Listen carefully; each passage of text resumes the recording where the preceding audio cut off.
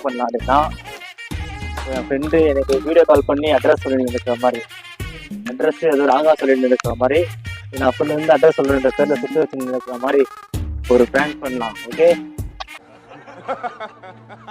வாங்க ஸ்டார்ட் பண்ணலாம்.